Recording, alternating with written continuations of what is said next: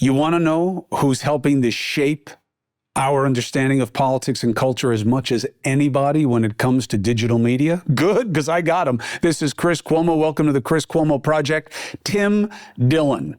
You check out his podcast. It's growing for a reason. You check out his Netflix special, I'm Your Mother, and you're going to laugh for good reason. Look, I wanted to talk to Dillon because I believe that the comedian has a very unique place in cultural criticism.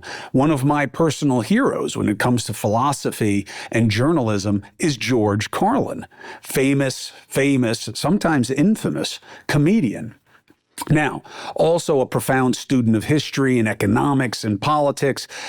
We're going to talk about what boxes you should check to be relevant on digital media and who checks them and who doesn't. And what is it really about? And Tim Dillon is someone who's having a conversation with this country in a way that many people in the media should envy.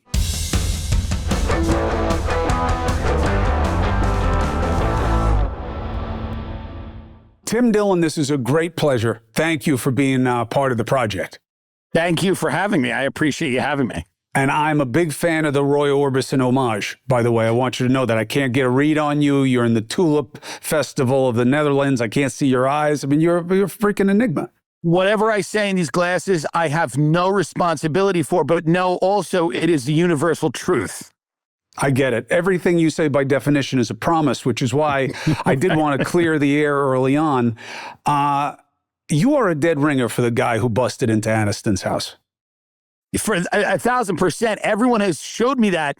And I agree with him. I don't know what he did or why he did it, but when someone has that physicality that matches yours, I think he probably had something very important to talk to her about.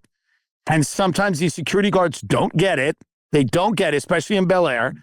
And I think he wanted to have a face-to-face, so I support him. So, assuming it was you, which again is a very, very well-regarded theory. Yeah. You're a big shot. Everybody loves you. You couldn't just knock on the fucking door. You had to bash into her house. Well, I don't know if the first two things are true. I think there are some people that love me, but I would have to, if I wanted to see Jennifer Aniston, there would be no other option than busting through the gate. There would not. I don't think my overtures would be... I don't think they would get to her. I think I would have to go through in a military style. She is known as a big fan of smart funny, and you are top of class when it comes to smart funny. That's very nice of you to say.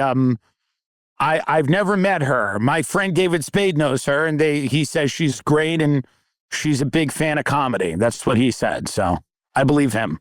All right. So we'll let that go. Help me understand. I get the sunglasses. You're a man of mystery. You're a big shot, bi-coastal, the whole thing. But the tulips is an interesting play because, you're a strong-willed guy, strong opinions. And I feel like you're trying to get me off balance. Like, you want me to see the tulips. Oh, maybe he's in like a flowery mood. Maybe this is going to be light and polite. I think we do a nice seasonal backdrop, and usually it's like the tulips or like a lake in the fall or a nice beach in the summer. We want to knock you off your axis so that I can kind of deliver these kind of nihilistic rants, but in a kind of upbeat and agreeable way, which is what we're hoping to do. Is we hope that people find it like a nice thing that comes into their home once a week.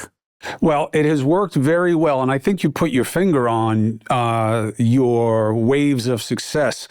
Agreeable nihilism seems to be the American vibe right now. Yeah, I think you're correct on that. I think that a lot of people, myself included, feel like, and maybe we're wrong, but it feels like at some point, the people who were tasked with protecting the country and running it gave up on it. And that seems obvious to a lot of people in many different ways. And I think illustrating it in a funny way is hopefully something that I try to do. Well, I think you succeed at it. And I think that, one of the reasons, just one, other than just fanboying, that I wanted to talk to you was I wanted to talk to you about what is working. And this world of comedy and cultural criticism, which I think is a really important space. George Carlin is a personal hero of mine, and it was obviously way ahead of his time because his rants were spot on to where we are. What is your take on that? We won't look at it through the lens of your own success because you're being too humble about it. But in terms of what works in the world of American culture when it comes to comedy, how do you see it? I think anything can work as long as it's funny and as long as people feel that it resonates with them for whatever reason. So there are great comedians who talk only about their families and themselves and don't go into that cultural space. There are people like me who are on the internet and you do the show every week and you end up, you read the news all week and you digest it and you spit it out, hopefully in a funny way. But you have a lot of great comedians that are from every different genre. You have really funny people that are on Saturday Night Live who do sketch comedy. There's very funny, stand-up comedians that, again, could speak about, perhaps only their personal life. Then you have comedians that are more in the space than I'm in. And I think the demands of the medium, being on the internet every week, you have to find things to talk about. After a while, you've told all the stories from your family and your childhood or whatever, and you kind of look at the world around you and you try to make it funny because a lot of it's insane. So a lot of it is very crazy. And I think comedy does a great job of, putting out, I don't want to say positive per se, because a lot of it isn't quite positive, the stuff I talk about, but like it's a way for people to digest what's happening in hopefully a funny way and a lighter way than they would by just reading a newspaper or reading an article online.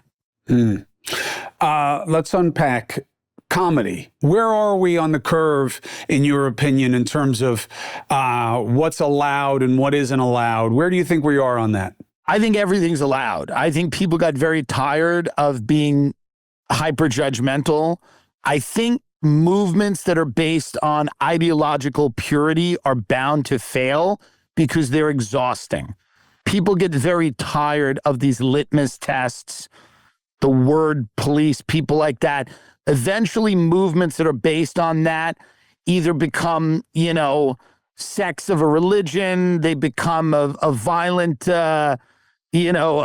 whatever, anti-establishment movement, or they just peter out because people get bored. And I think that's where people were, after we had that kind of moral panic, people just got bored. And now people are just kind of sitting back, laughing at stuff. I think nuance is back. I think people realize that we're all fallible, flawed human beings, and that most things that most people believe live in that gray area between right and left. And I think that's the moment we're at now. That doesn't mean we'll be there forever, and I'm sure that pendulums swing from one extreme to the other, but it feels like we're in a pretty good place now with what you're allowed to talk about.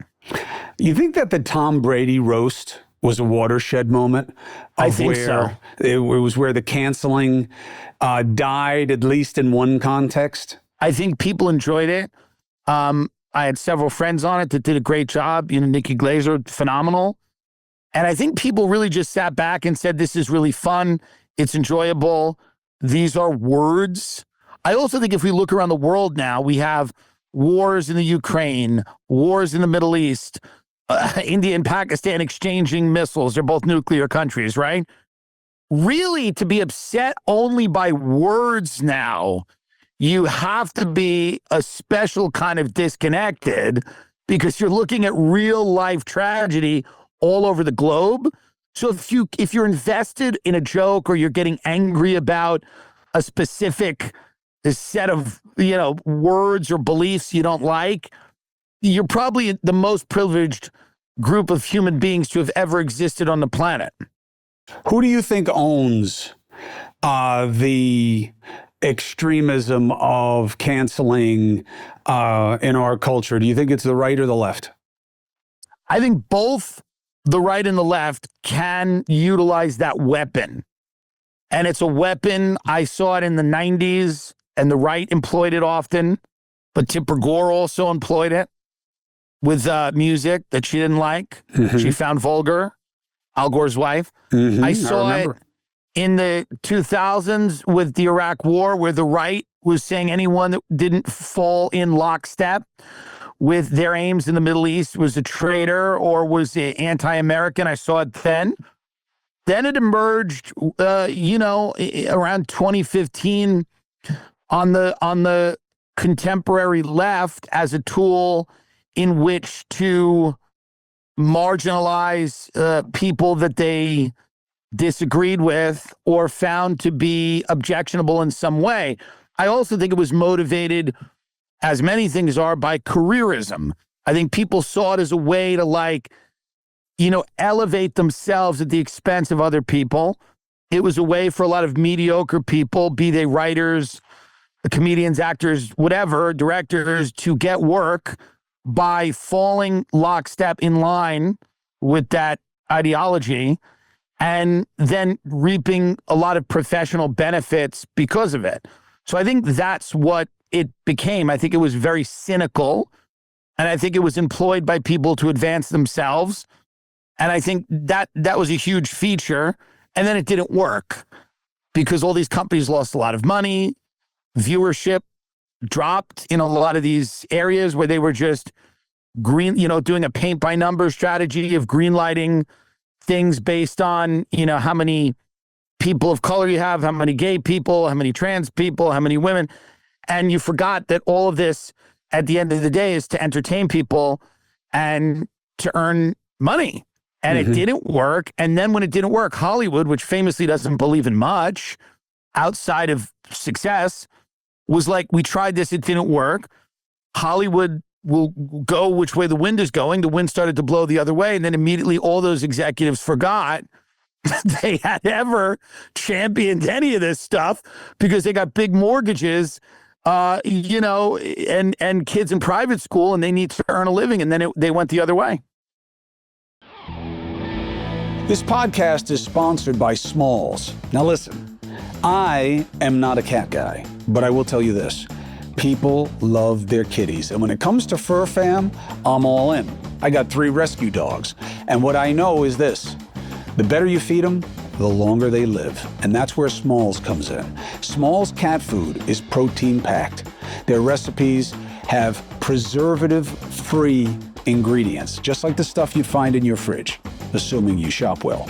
And it gets delivered right to your door. Here's a review from a legit, real Smalls customer, Elizabeth C. My cat was always so-so with her usual food, but she is very enthusiastic about Smalls. Her breath, much better. She poops much less frequently, and it doesn't smell disgusting like it used to. What are you waiting for? Give your cat the food they deserve. So for a limited time only, because you're a Chris Cuomo Project listener, you get 35% off Smalls plus an additional 50% off your first order. How? Use my code Cuomo. And remember, that's an additional 50% off your first order. All you got to do is head to smalls.com and use the promo code Cuomo. Again, the promo code Cuomo, and you get an additional 50% off your first order plus free shipping. Smalls.com. So when you see it going the other way, how come Louis C.K. hasn't been brought back into the bosom of Hollywood when he is arguably one of the most talented guys in this space? Well, he's touring around the world. He's doing arenas. His fans are there. He's one of the top comics in the world. I think by his own hand. By his own hand. He did it all himself. Yeah. I'm a huge fan. Yeah, he's consider myself a friend. Great. But why haven't they brought him back? If we're I think right now they're in a weird place, and that has to do with many different aspects of that business. So right now it's a hard question I think prior to now, the reasons were the ones we're talking about, right? They're scared, they're terrified, they're, they're afraid of these Twitter mobs or whatever. Now I think it's such a weird place. They really don't know what to do. I don't think it's political right now. I think really they're unsure about the future of the business, how it's going to be shaped by the internet, by AI, by all of these things. So right now it's a very difficult, I mean, the smartest people I know in that world are very uncertain about what comes next. That seems to be the word of the day, uncertainty. Yeah. And, it's interesting. I've watched a shift. I want to know if you perceive it. And if so, do you perceive it the same way? Watching your show, I've seen a natural evolution of where you just are hitting your marks faster and faster. You're just seeing the field better and better, as happens with any experienced pro. But I have noticed, especially on this kind of new renegade disruptor vibe that is almost exclusively at this point on digital media, a lot of comedians have crossed over into a harsh critic and expert vibe. We just saw this culmination of that with Douglas Murray taking on Rogan and Dave Smith, who a lot of people in my audience won't know, but if you Google him, he's one of Rogan's foot soldiers. And I thought that was a really interesting moment of somebody who's an actual intellectual saying, just because you guys agree and have decided that there's no more things as experts, and just because you're funny, sometimes you can say whatever you want and be an expert. It doesn't work like that. Do you see that kind of shift, and if or what do you see? Well, I think Dave specifically has done a ton of research on that conflict. Like, I would never say that I have done a ton of research on that conflict. I have a layman's understanding of that conflict. I'm bothered by the civilian casualties. I think watching the footage is coming out of that region is heartbreaking. I think it's a terrible thing that's happening. But yet I'm not someone who's done. I think Dave, to his credit, has looked into that particular conflict. He's a Jewish guy. He has been heavily critical of Israel. He knows a lot about the history of that conflict, more than me. There are things I know more about. I wouldn't say I'm an expert per se, but I would say that there are areas where I'm more comfortable weighing in because I've done more research than, I know more about certain things than I do about other things. Sure. I think Douglas's point, I think, which to me, the issue that I had with his point was that only experts or only people that had been granted this designation by some body as an expert could weigh in on this question of Israel and the Middle East and Gaza. And to me, unfortunately, in my lifetime, from the Iraq war to COVID, a lot of the experts have failed. They failed when they told us there were weapons of mass destruction. They failed when they said that we should be passing the Patriot Act and that we should be subverting constitutional norms and locking people up in Guantanamo Bay. They failed when they said that it was going to be, 2 weeks to stop the spread and that there were no masks needed, and then you had to have a mask, and the churches are closed, but the liquor stores are open, and nobody could have a prom, but the movies had special permission to shoot if they had political connections. I understand Douglas's point. Like, if I want surgery, I'm not going to go to my friend. I'm going to go to a surgeon.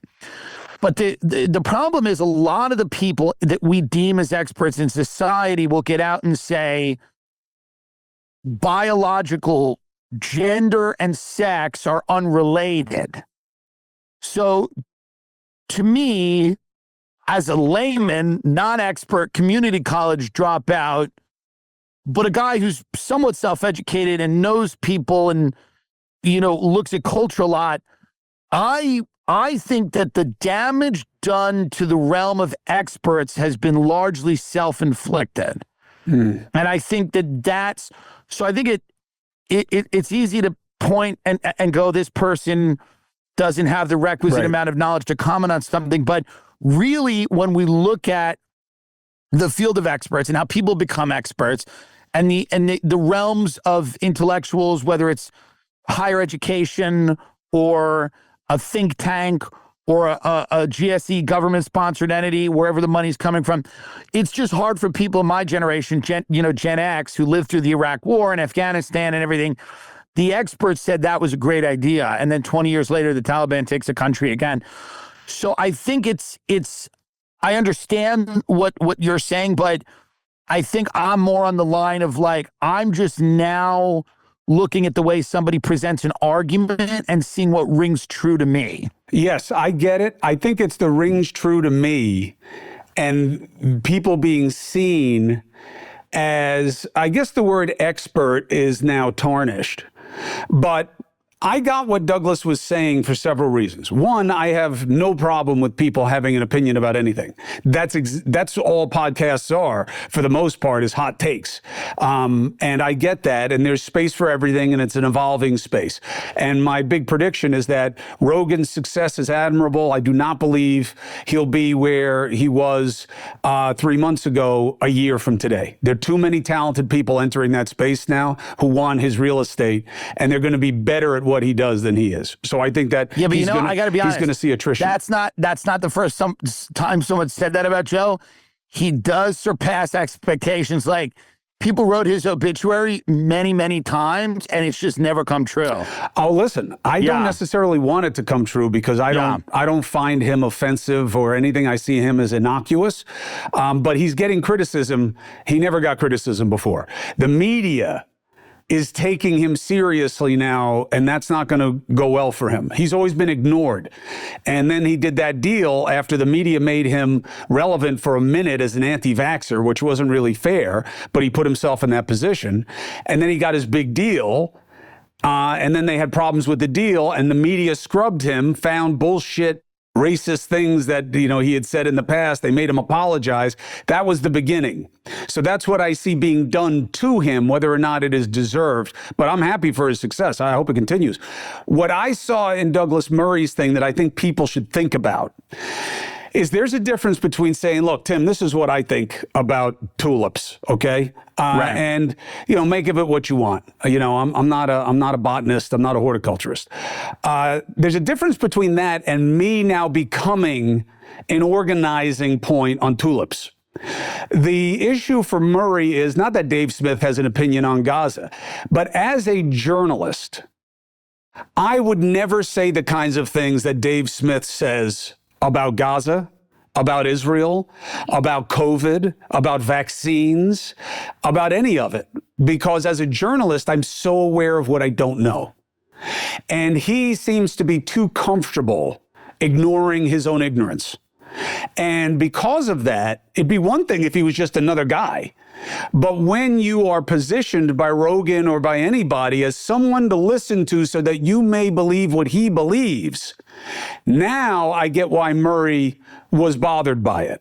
Because if you ask me about Gaza, okay, it matters that Smith has never been to the region, okay? If you're not on the ground there, you don't talk to people in the region, through no filter. No filter. And this is not what Tim Dillon says about what happened when he was in Gaza. Most people in this country around 2004, 2005 were starting to see the folly of the Iraq war. They were starting to see that the Bush doctrine of preemptive war to supposedly democratize the Middle East had failed, or was in a process of failing.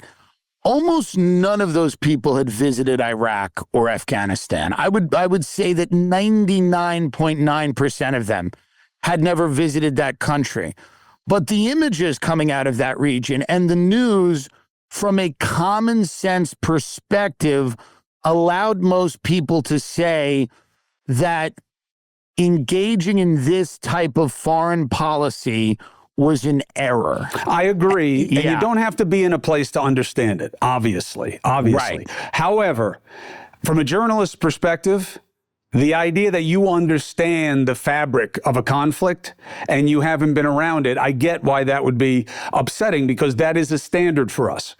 Now, the war, I lived, right? And I signed up as an early embed, and I lost a lot of guys on 9/11, and it had a big impact on me, and I was here for it, and I watched it in real time.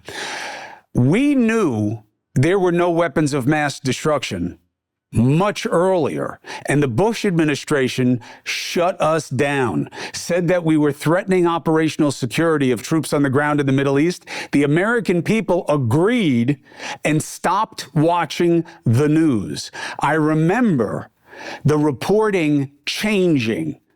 Not that we started to change our take, but we said it less, because Bush had succeeded in swaying the American people to agree to disagree about weapons of mass destruction. But we're in it now, so let's just go kill the bad guys. And I remember it. And I remember Congress, that being the last time they took a vote on a conflict. After that point, they gave their power to the president. Yeah. I think part of the media's credibility problem, and why I think the media going after Rogan as much as they do doesn't have the desired effect on their end, is that they have lost the trust of a vast majority of Americans. And I don't know if they're going to be able to get it back. But who has the trust? Who has trust? I guarantee you, if you asked all of America, I don't know how many know Joe Rogan, but if you were to ask, good amount. But I'm saying I don't know, because you got to remember, these numbers, I don't believe them. I don't believe my own numbers. Right. So, let's say Rogan, has made a name for himself. He's been popularized within the media. I mean, I've always known him because I'm a UFC fan, but I don't think he's going to have a high indicia of trust with people outside the bro culture. Here's it's about your space. I would disagree with you in that sense, because I think what people like about Joe is that they feel like he's authentic and that he is himself. Now, whether they agree or disagree with everything he says, what he's built over a period of years, and really over a decade, is trust that he is going to be who he is and call things how he sees them. Again, that doesn't mean he's always right. He built a show with his interests. Corporate media doesn't allow people to do that. Most journalists we don't know much about, other than the fact that they opine on the news or they read the news. Rogan built an audience with his interests. Here's the things I value. Here's what interests me. And he filters the current events through that lens. I think because people know who he is as a person, he's built a level of trust with them. There are, of course, people that dislike him. But even the people that dislike him, I would say they probably are less likely to think he's a cynical actor and more likely to just say, well, I don't agree with him, or I think he's bad for America, or whatever. I think when you talk about a corporate media structure where you have corporate sponsors, you have a lot of big money players in the mix when it comes to advertisers, when it comes to, media moguls who run these operations and have big political connections, which Joe has now, but for many years didn't. He interviewed Trump, but for many years, he doesn't come from that world. I think that he's built trust with his audience, and I think they trust that he's going to, again, not always be right, but be an honest broker of his own feelings, which I think CNN or Fox News or MSNBC, people are less likely to feel that way about anchors on those networks. Yeah, I also think that, yes, I think that that's a fair appraisal. I think Joe's limiting feature is that I don't think a lot of people find him to be serious on serious topics. I think he's authentic. Sometimes he gets out over his skis. That seems to be happening more recently. Why? Because he's getting scrutinized differently. And the power of his platform is what? His guests.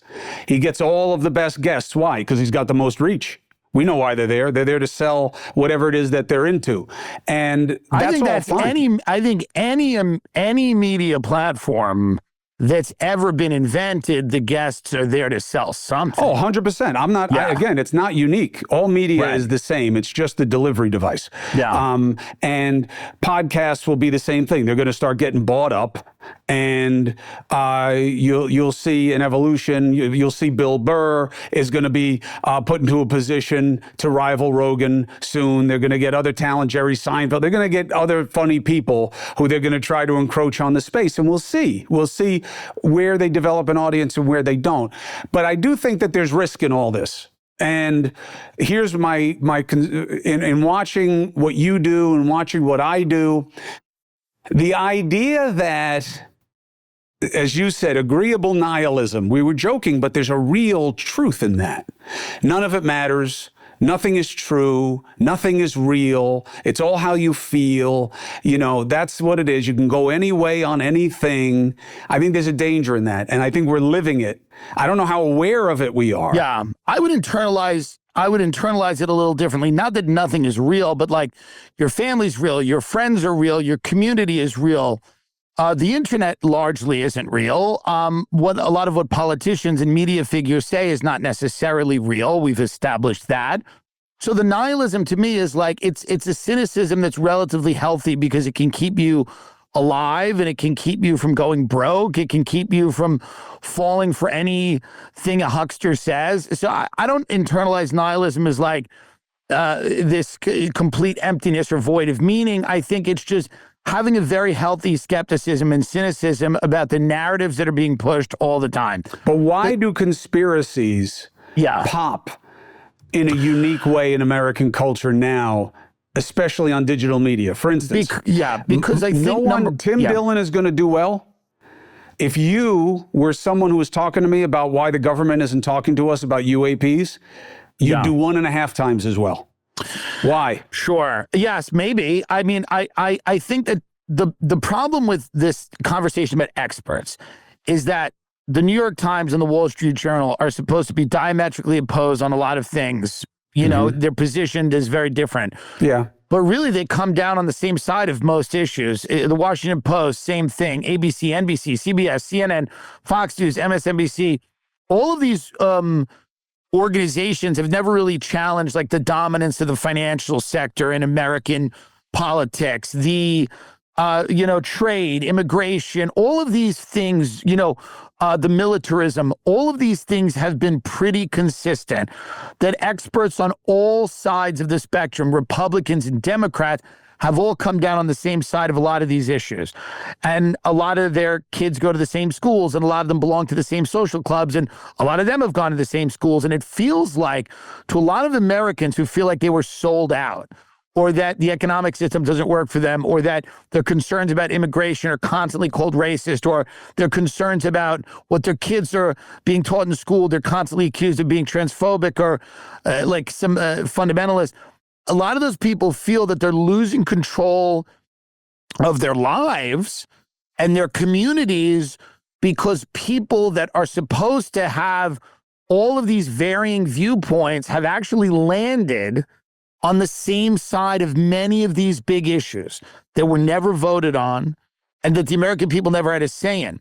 So the question about the conspiracies, and I think we all know some conspiracies are valid and some are absurd, but the question of all of that seems to arise from the same place, which is that Americans are trying to figure out how this system is so wildly corrupt and it no longer serves their interests. And they're seeing a lot of patterns, and some of the patterns are crazy, right? Like, oh, it's the Jews or the earth is flat or whatever. But then some of the patterns are very, very understandable, where they go, it does seem like there are a lot of interlocking power factions that have each other's back, whether you want to call it a deep state, or you want to call it a permanent government, or you want to call it the corporate state, which is the marriage of government and big business.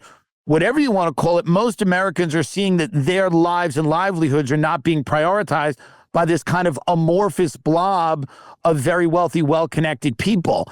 And whether those people are simply united by class interest, whether some of them are being blackmailed, whether some of them just have ruthless career ambition, whatever it is, they seem to be on the same side of all these issues. And I think that's where a lot of this conspiracy stuff comes from. Why is it that people on the fringe right seem to engage in conspiracies more? Is it a coincidence that Benny Johnson and Charlie Kirk are more interested in the Epstein files? Is it a coincidence that Rogan was talking so much about Epstein killing himself versus being murdered? Why do we hear more of that on the right? I think there's people on the fringe left, if you remember, and I listen, I think Epstein probably was murdered. I mean, I don't think Based on what? Well, based on the idea that the cameras went out and the guards fell asleep, and he had information on some of the most powerful people in the world, and his best friend, Ghislaine Maxwell's father, the Seymour Hersh, wrote a book alleging that he was an agent of the Mossad, and they had what clearly seems like a honeypot operation, and that all of these politicians were on his jet. Like, it feels like, again, just from an outsider's point of view, he got a sweetheart deal for the first time he was accused and convicted of being inappropriate with a minor. And I don't know the exact terminology. He did a lot more than be inappropriate with a minor. But you have this intriguing, weird figure who's connected to all of these very powerful people and has an island where people are going to meet up with underage women, and all of these people are coming out and testifying to that effect. And then right before his trial, he dies. I mean, Chris, let's be honest. If we're talking about the mafia and we're talking about a guy that had information on all of these big, powerful people, and he gets whacked, does not a part of your brain, and I'm, Kirk or Johnson or Rogan or whoever, or me or anybody who's looking at this, and people on the left and the fringe left also has some conspiracies. One of them was that Donald Trump was an agent of Russia. And by the fringe left, I mean every media organization, including the one you used to work for, every day was Russiagate. So to me, it's like, don't you look at the Epstein thing and for a minute say to yourself, yes, it is possible that this guy who is involved in potentially blackmailing people, but certainly involved in human trafficking and connected to all these wealthy, powerful people, gets whacked before he can say any of their names? Yes. I think it's very curious. I think that I don't believe, I guess what my gripe with it is that I don't believe that there's high ground on the right on these things. Like Russiagate, I lived it, okay? Let me just make a couple of points that I just know are true, and you can do with them what you want, okay? Sure. I've never seen any other political team do what Trump's team did. Never. And Paul Manafort will agree with that. Paul Manafort has been in exactly one meeting where he was sitting with other campaign officials and realized that he was talking to someone who was selling themselves as a Russian asset, and he got up and left, he says. Okay? Once, the guy's been in the business 60 years. Once, he was in a meeting like that. Once, have I ever heard of guys like Roger Stone, who knows better, and Michael Caputo, who knows better, sit down with a guy who says, I got information for you from Russian intelligence sources that'll help with Hillary Clinton? Once I've heard of somebody taking a meeting like that.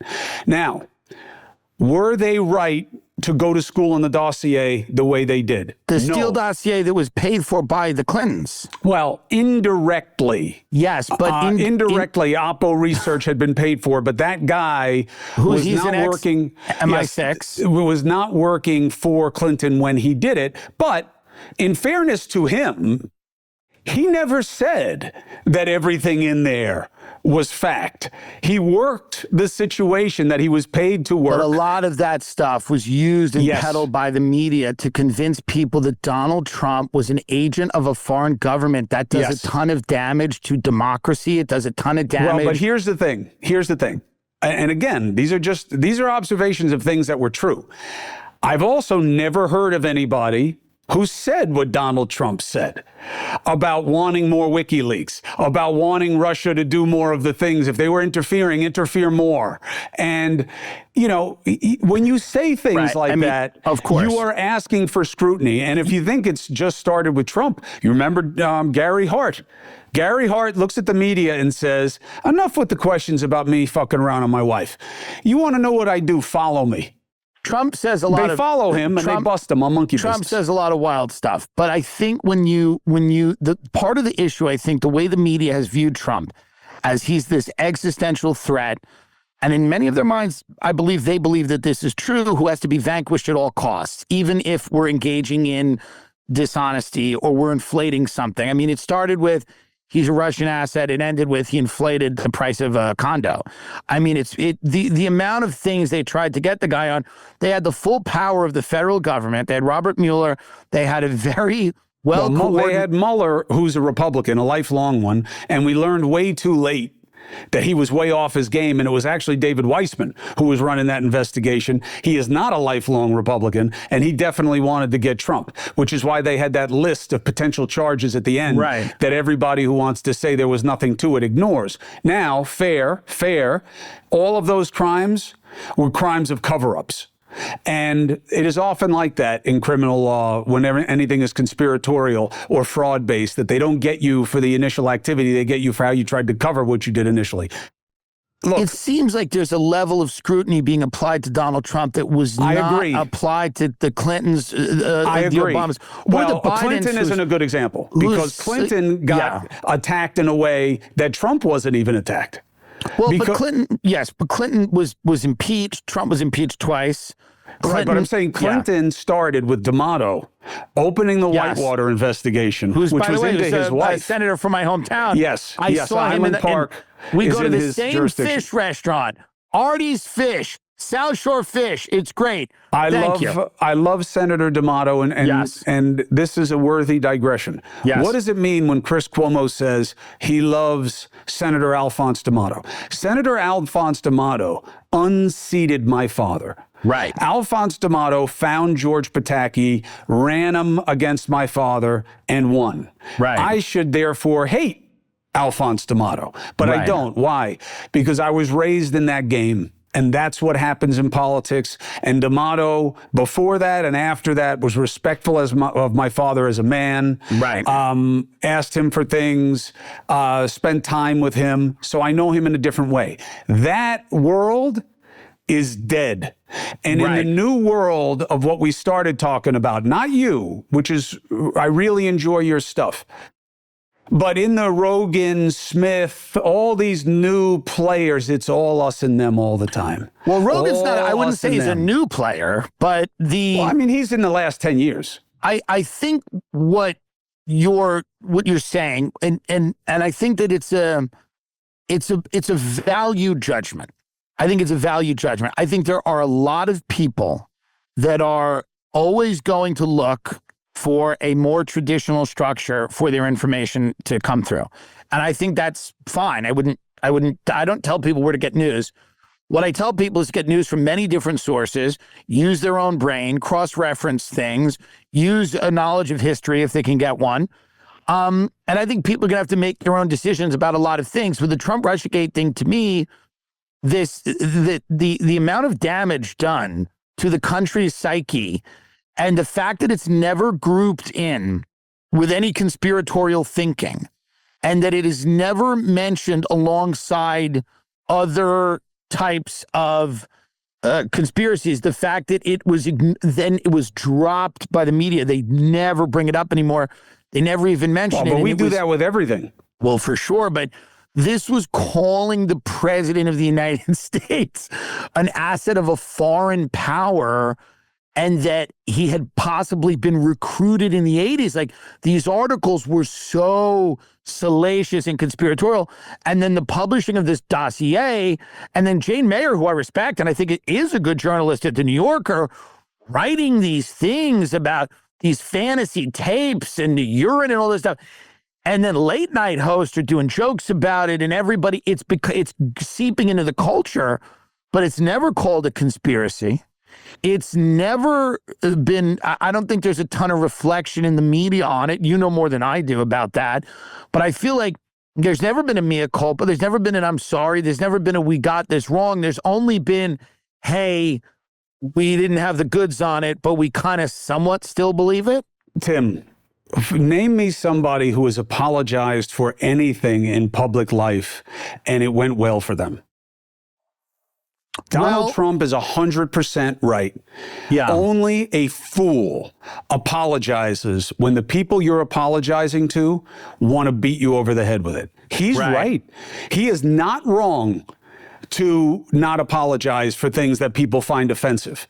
I honestly, I know that sounds rude. I know that doesn't sound adult. I agree with you, but he's right. This is because a if he were to conversation apologize, he'd get killed. A little bit about the moral high ground. And I think the idea is that like podcasters don't have a moral high ground and they're just peddling whatever, but then there are these experts. I don't think there's any moral high ground. Okay. I don't think there has been for a long time because look at what happened with Trump, okay?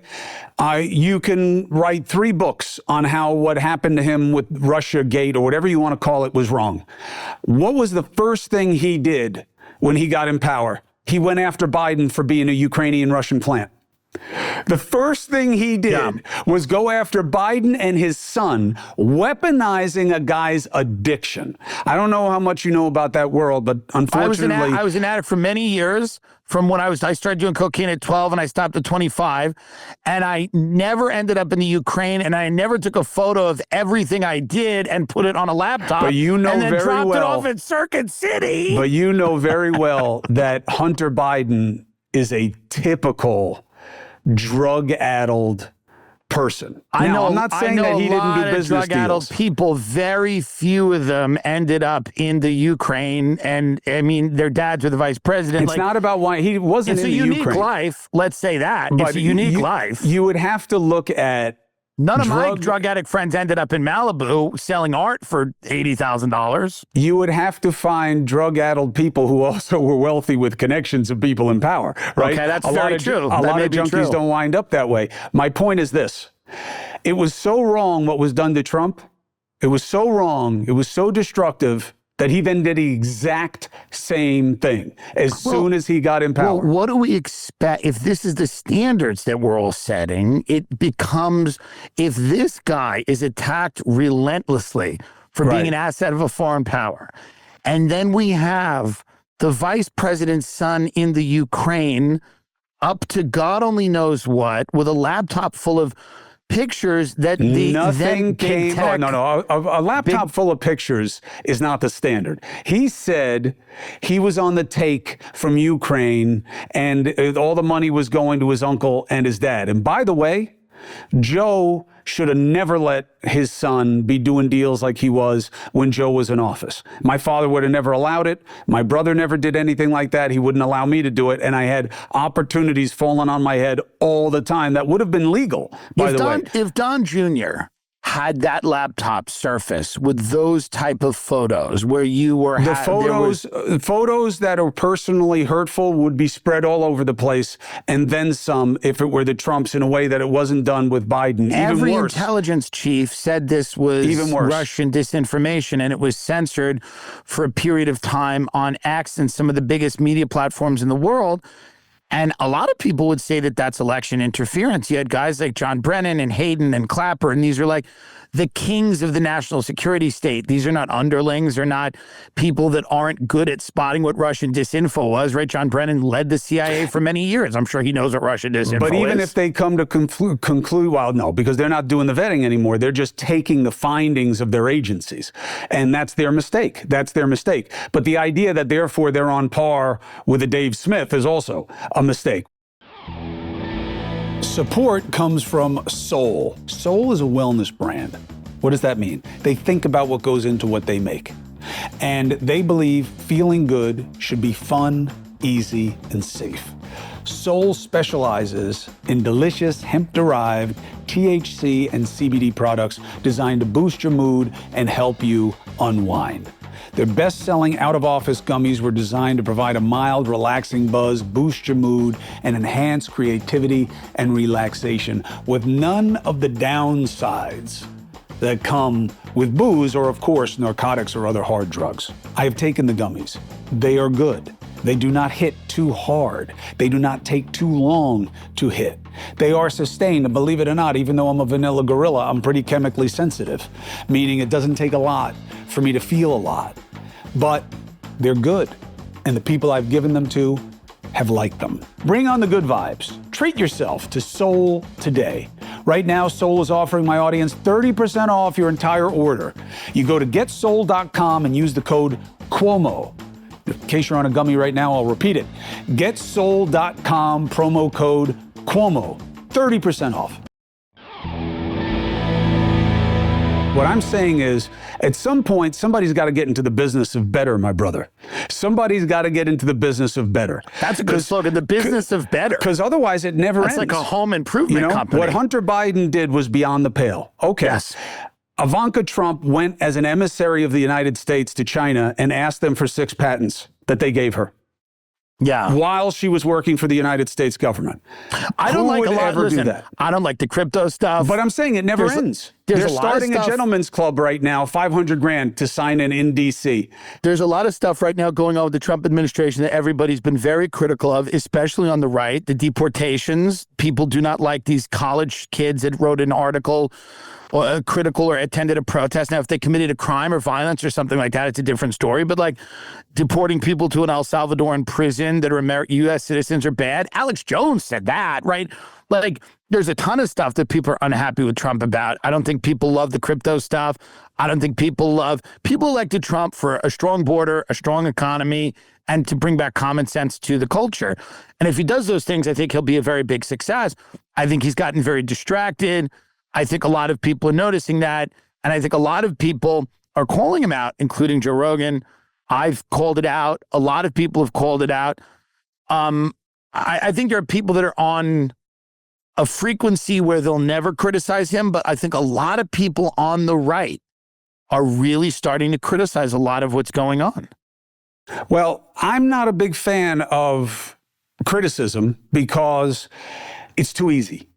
And deporting Americans isn't happening. There was one hairdresser who's an American who was left in the lockup in Florida wrongly, and he's going to get a nice civil settlement, would be my guess. After he produced his citizenship proof, they left him there for over a day waiting for ICE. He's going to sue, he's going to win. But nobody was deported. Trump, I can't believe I'm saying this, but Trump does not get the benefit of saying things the wrong way with the media. Yeah. He's being asked about what the constitutional standard is for due process, okay?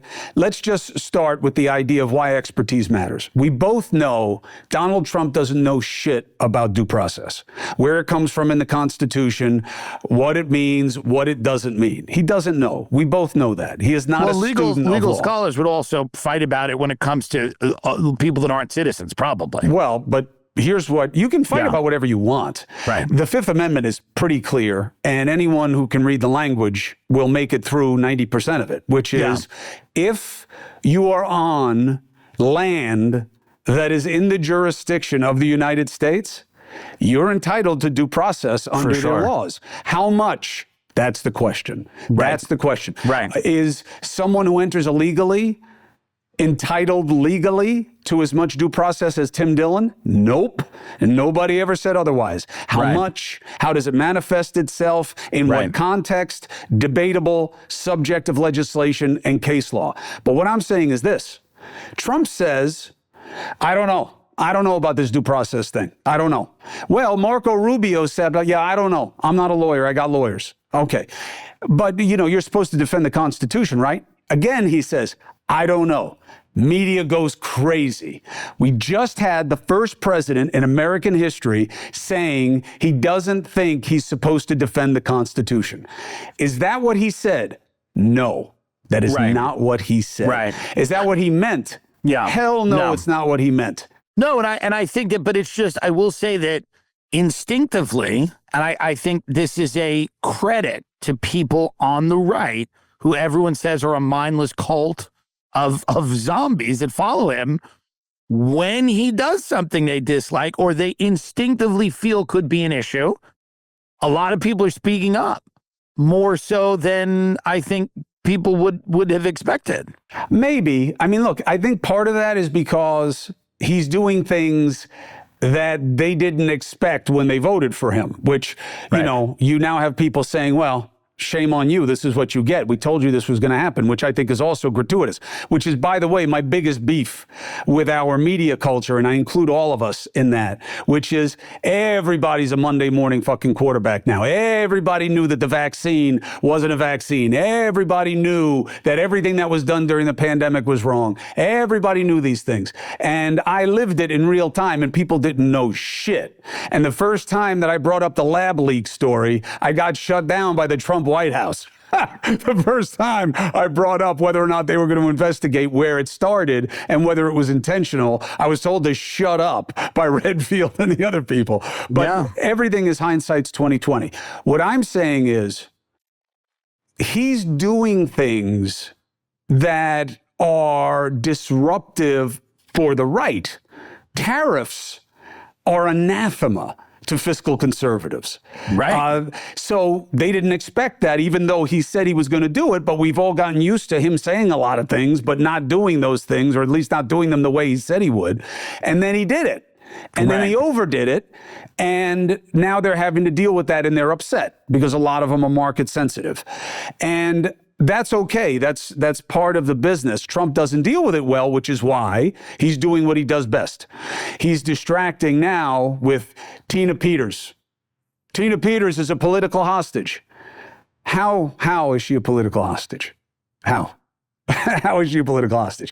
But all these people echo it. The same people on the right that support these other things are now saying Tina Peters is a political hostage. Who is Tina Peters? I can't even keep up. So Tina Peters is the lady who was the county clerk in Colorado who did the Stop the Steal thing and brought the people in to show the extra databases and then gave it to the MyPillow guy. And then she got busted for letting in someone who wasn't supposed to be on the inside and releasing information that actually did have sensitive information that could be used to compromise the voting systems. So she was indicted and prosecuted and found guilty. And then she was sentenced to 9 years, which was too long, in my opinion. It's a lot. It's heavy. Because state crime, I thought it was heavy. I read the judge's rationale. I get it. She basically told him to fuck himself a couple of times during the trial, figuratively. She's a spirited woman. So he dropped the hammer. Okay. But not a political prisoner. Why? Well, because she did what they said she did. And Trump says it was the Democratic attorney general. No, it wasn't. It was a Republican district attorney who brought the case and investigated all the allegations. But now we get all these people echoing it. So if you're going to bitch about Russiagate, which you should, you can bitch about that. Don't start advancing bullshit because it works for your side.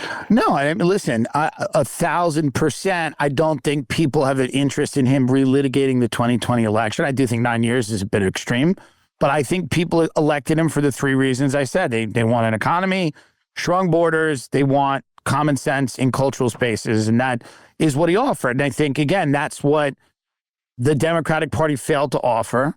They've now spun this narrative that it's all podcasters and Joe Rogan who swayed the election. But they tried to run a guy If they say that, I haven't heard that much. Oh, it's every interview I do, and I'm. You didn't ask me, but every single interview they all go, all these podcasters swayed the election. I'm like, you ran a terribly unpopular candidate. Yeah, they're full of shit. Yeah, they're full of shit. Most of the voters don't even listen to podcasts. That's not what it was. They said the border wasn't a problem. They ignored it. Why?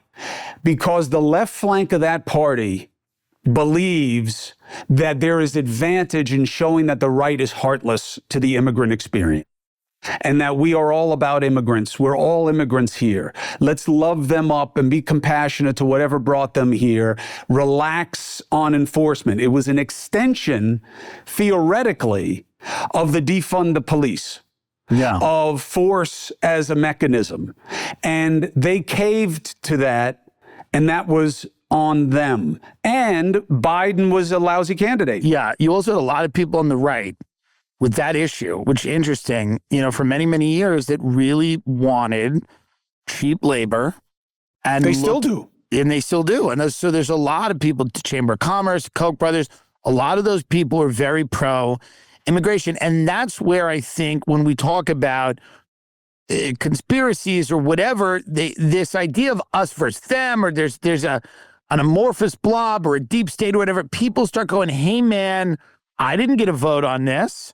I got elements of the far left, elements of the far right, really well-funded, powerful groups of people making decisions that dramatically impact and affect my life. And there's no way for me to push back on any of that stuff. And I think that's why the Trump candidacy got so much support in 2016. You had Hillary Clinton about to run against Jeb Bush. It was an oligarchy. Yes. And America pushed back on it. And I think the Democrats indicted Trump back into prominence in the last election, and he ran on the same issues that propelled him. And these were the same things.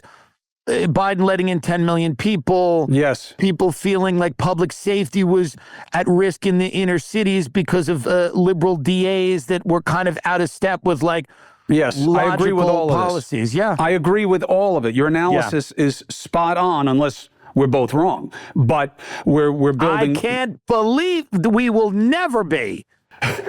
We're both building backwards from the same conclusion where we know where we are, and how we got here seems fairly obvious. The question is where you go. My problem with Trump is right now I have a new problem with Trump. My old problem with Trump was he's a pain in my ass. He's saying shit all the time that I can't let go. Otherwise, I'm being as unserious as he is in that moment. Yeah. And yet nobody gives a shit. So how do I balance those things? That was my old problem. And then he weaponized me, made life hard for my wife and my kids.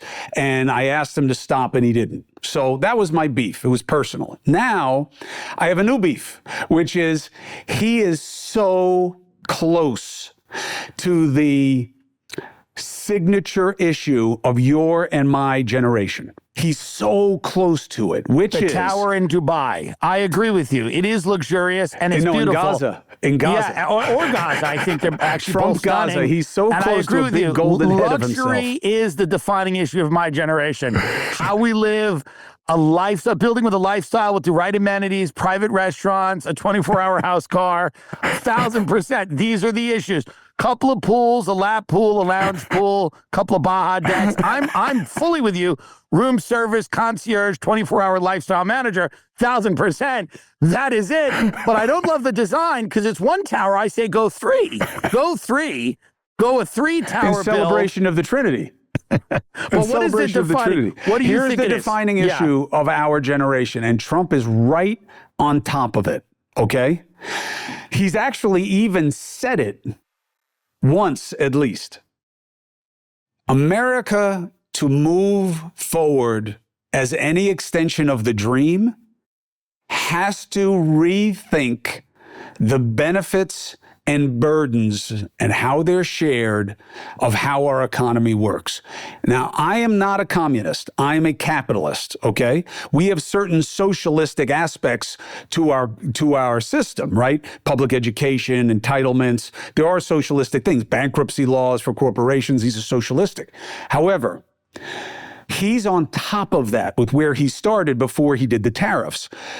The corporate class raped our buyer base, made their shit somewhere else, used other people just because it was cheaper and they didn't have to deal with any of the protections of the labor or of the environment.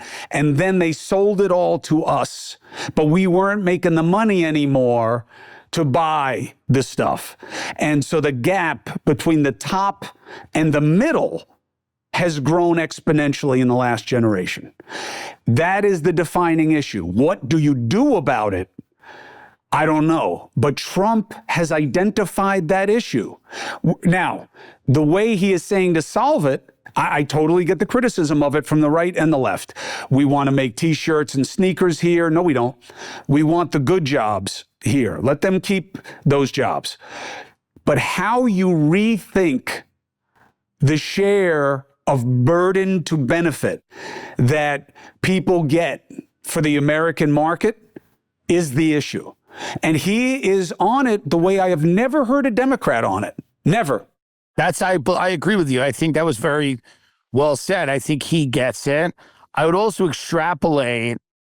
I think it's encouraging that he's saying to Europe, you have to step up and pay for more of your defense. And I think I agree with you.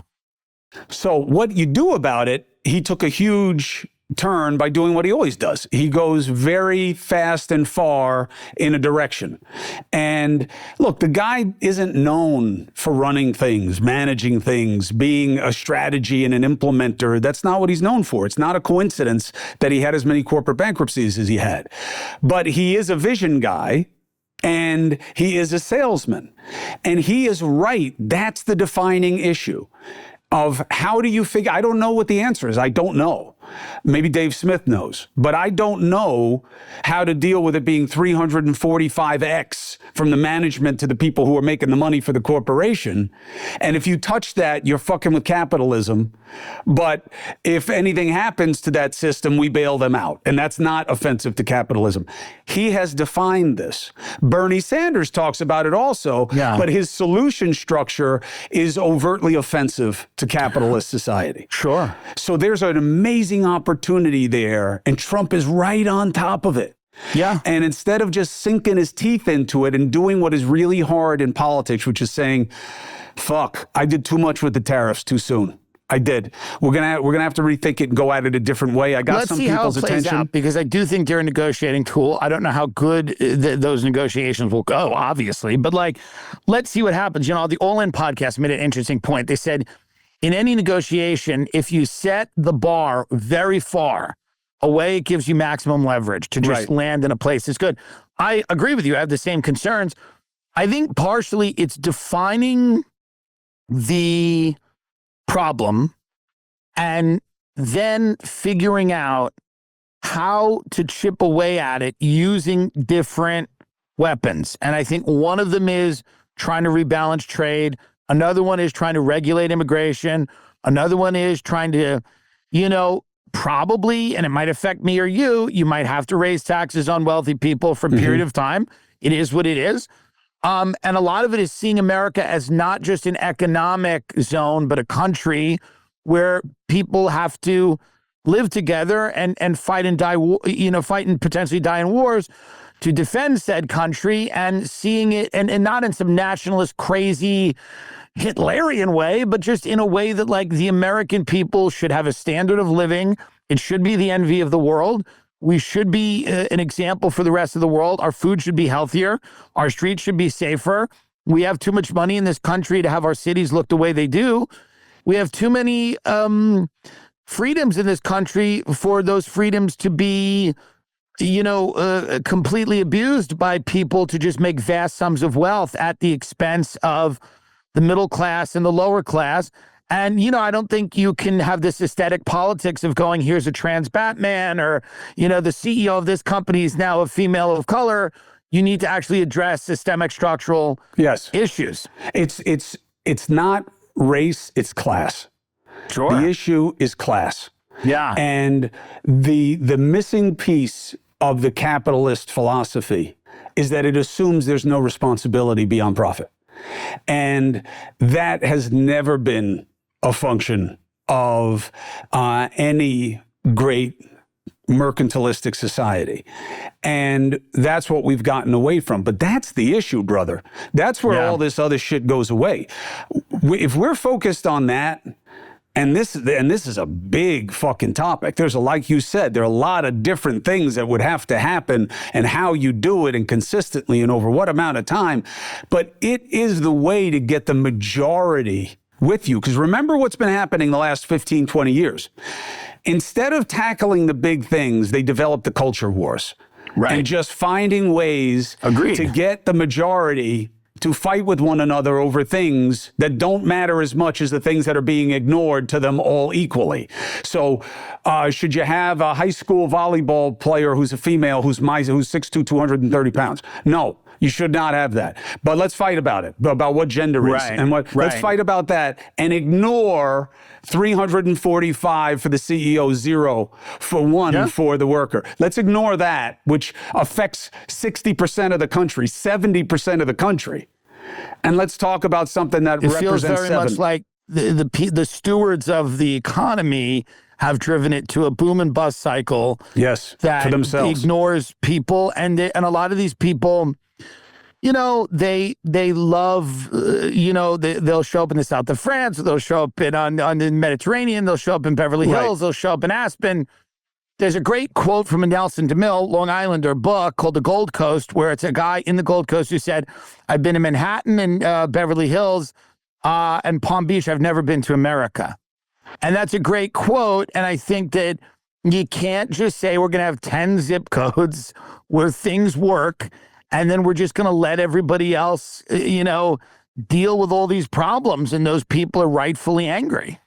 I agree 100%. And I want to say thank you. I want to say that I'll give you my number. I'm always a text away. You ever want me on the show? Maybe the other people you mentioned weren't experts, but I feel like I'm the expert. I think that's what we've learned at the end of this interview, that if the expertise being said, it's me. I didn't even realize early on. But now, after doing this for an hour, I realize I think I'm an expert. I have great regard for people who wear dark sunglasses. I'll just say that. These aren't cheap. Steve Bannon's going to take these away and give them to people in Ohio. I've never met a man with dark glasses on who couldn't be trusted. That's all I'm going to say. I appreciate you having me. I'm Your Mother special on Netflix, if anyone cares. It's great to watch while you are addicted to fentanyl in the hovel that our country has allowed you to live in. Fentanyl, the worst problem we've never dealt with. We're not going to deal with it.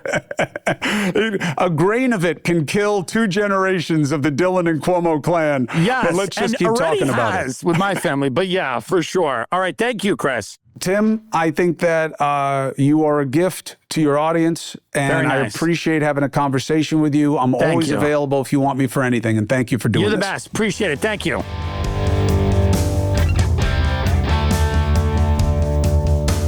Tim Dillon. Can't see his eyes, but I can see his ideas. Funny guy, smart guy, who's having a conversation that I think is one of the ingredients of creating a stew that gets America to a better place. Mixed metaphors? Sure, but that's okay. We got to find ways to have conversation be the cure.